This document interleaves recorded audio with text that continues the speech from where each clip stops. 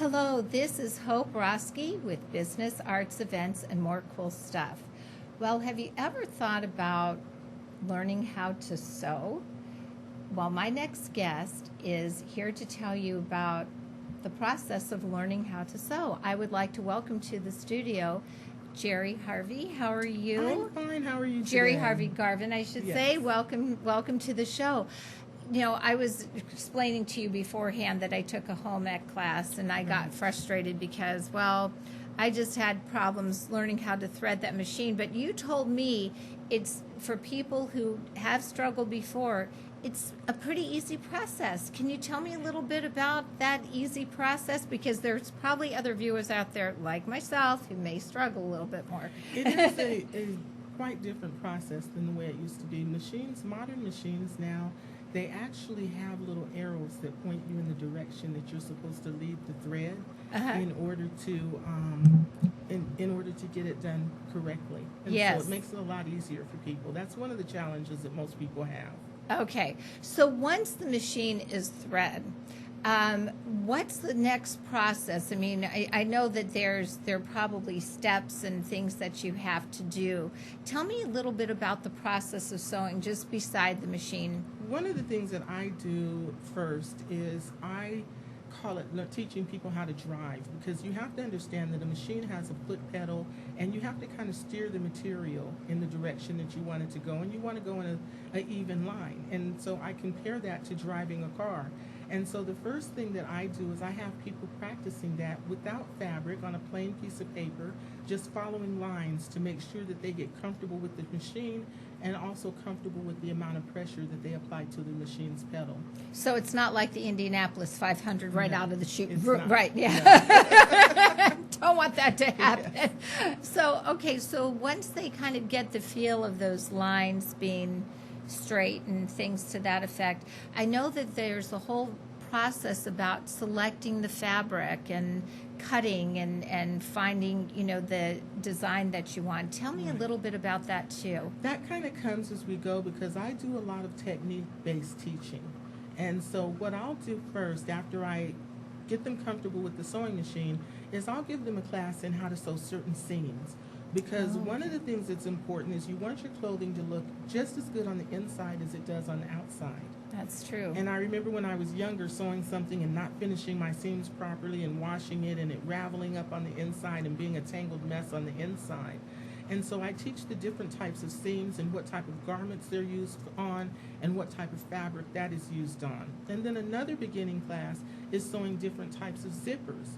And that's a big fear of people have in sewing, is sewing zippers properly. And it's really an easy process if you just have someone take the time to go through it with you step by step. Well, that's fabulous. Now, you know, sewing is such, you know, to teach sewing, you had to have somebody teach you. Tell me how you got into the sewing business. Sewing was a traditional thing in my family. A sewing machine is a staple in our household. Just like bread and potatoes is in our home, Yes. sewing machine was in our home. My mother made all of our clothing. So I think I began sewing when I was probably around 8 or 9 years old, and I would take my little Barbie dolls and I would make clothing for them. And then around the 5th grade, my mother actually started actively teaching me how to sew. I get that. So then once you went through the process of growing up, when did you just decide, I'm going to start teaching and making this a business? Wow, that was really a process. It's something that I really wanted to do for a long time. And there was this thing that happened with sewing through the years. It got expensive. And so everybody kind of like laid it down for a while, because patterns do cost quite a bit of money, and then the fabric, and then all of the things the components that it takes to put a garment together. And even myself, I said, you know what, I can buy it as, you know, cheaper than I can make it. And so I put it down for a while, and then I started saying, you know what, I don't want to lose this art. No one is sewing anymore. They're not teaching it in home economics or anything. And so I started learning how to craft things out of clothing that I had. So, for instance, one of the classes that I teach is like learning how to make a t-shirt off of a t-shirt that you already own. And so I decided that I wanted to give this skill to other people, especially younger people that had no idea what it was like to have the pride in making something themselves and wearing it. Absolutely. And what I'd like to do at this time is take a look at some of the things that have been created, and you can describe to the viewers some of the, because I know we have pictures from your classes that you teach. So let's take a look at some of those. This is actually one of my students, and one of the first classes that we put together was a pillowcase. And each one of the projects that we do, it teaches a certain procedure in sewing, and this one actually teaches a person how to make French seams.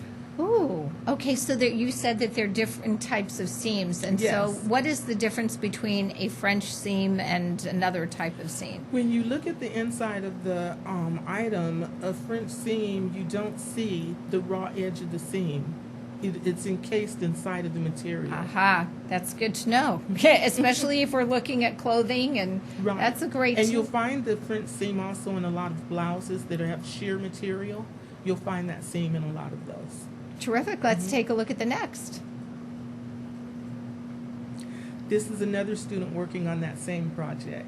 Okay. And yet another student, I can't tell if she's on that same project or not, but I did want to add, if you notice all of the fabric in the background, that isn't my current studio. Oh, okay. That's where I kind of got my start at. It was a company that I shop at. I patronize them a lot, and they're called A&A Textiles, and he knew that I had a desire to teach sewing, and so we set up shop in the middle of his fabric store. So how many people do you typically get in a class? I teach a maximum of 4 people per class. That's great. That's wonderful. So it feels almost like it's private. Right. Terrific. Let's go on to the next. This is my new sewing studio, and actually that picture is from my open house where I was showing people my new studio and, informing them about the classes. And if you notice, there are children and adults there because I also teach children. And this time in my classes, the last time you brought your own sewing machine. This time the sewing machines are there for you. Oh, fabulous. And what about the fabric? Is the fabric there? Do they have I have some fabric. Some fabric. Wonderful. And so if a person wants to have different fabric than what I have, they can purchase their own fabric, but I do have some fabric there also. But sewing machines are there, and also sergers are also there for them to use. Great. Let's go on. This is one of my upcoming classes that I'll be teaching, and this is repurposing an existing garment, and that's where you take a pair of jeans and you turn that pair of jeans into an apron. Oh. And I have a lot of people that are really excited about taking this class. I bet. Yes. Yes, because in this community, there are a lot of people, especially here in the ag field, or just casual, love wearing jeans. Yes. Okay, great. And this is one of my students, and when he came into my class, he told me that the reason why he was taking the class was because he wanted to open up a shop where he sold clothing, and he wanted to learn how to do things with the clothing. And he did so, and he is actually very successful. He is across the street from Central Fish Market now. His business name is Cordova, and he not only creates clothing and as a designer, but he also has fashion shows. That's terrific. That's terrific. Good for him. And you were his mentor, so something to be said for you right there, my dear. That's what he calls me when he sees me. He says, "This is my sewing mentor," and it's kind of like a little laugh because I just see someone who kind of just gave him the nudge to do what was already in him. Well, it's always good to have somebody inspire Yes. you. Let's come back live for just a moment here.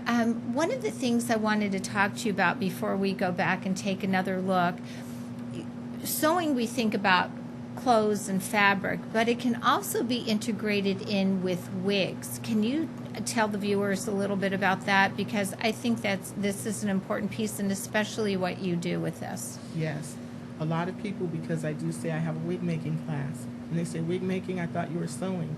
Wig making is actually sewing because there's a base cap that you have to sew the strips of hair onto, in order to create the wig, and I teach the technique of getting that on to the wig cap. And I think that it's important to note that as well, especially for people who are going through cancer and chemo and are going to be losing their hair. Why don't we take a look at one of the wigs that you did create as well, and tell us a little bit about, like you said, you were telling me about one of your clients as well, so we can, as we take a look at this wig right here, you can talk a little bit about that. I have a client, and she actually saw this wig at my open house, and she is going to be going through some therapy that is going to cause her to have hair loss. And so one of her concerns is that having a proper wig in order to, when she goes through this, and she has beautiful hair now. And so she is going to be taking a class so that she can learn how to make a wig in my class. And while she's going through her therapy and the loss of her hair, she'll be able to make additional wigs. And it's going to be at a much, more reasonable cost than it would be if she had to go out and purchase them. Absolutely. Absolutely. Well, I want to just come back here for a moment. One of the things that kind of caught me about your business is the name of your business, because it's So Blessed, SEWBLESSED. I love that. So if people want to learn more about your sewing classes and get in touch with you, can you tell them what your website is? I actually don't have a website at this time, but they can contact me at my email address. Terrific. And that is soblessed1@outlook.com. soblessed1@outlook.com. Yes. Okay. And where are you located in town? I'm located on Bullard and First. And I was just up there a little while ago. I'm in at 6103 North First, and I'm in suite number 104. It's the Aesthetic Suites building next to Omni Family Health, and I am in that building. Oh, terrific. Yes. And can you also let the viewers know what days you are open to teach classes? I am open to teach classes on Fridays, Saturdays, and Mondays. And sometimes people are a little nervous about going into a classroom with more than one person when they're just starting out. And so by appointment, I will teach classes in the evenings during the week. Terrific. Private so if people class. want one-to-one, you could do that. Otherwise, you're not looking more than 4 in a class, Right. which to me is close enough to private as you can get. Yes. So any information, viewers, that you want to get about learning to sew, please reach out to Geri. She's wonderful. It's a great central location. You're doing wonderful things, not only just, with the clothing, but also with the wigs. I think that's wonderful. I appreciate you taking time to come out and coming on the show today, my dear. And we will be back in a little bit. And this is Hope Roski with Business, Events, and More Cool Stuff.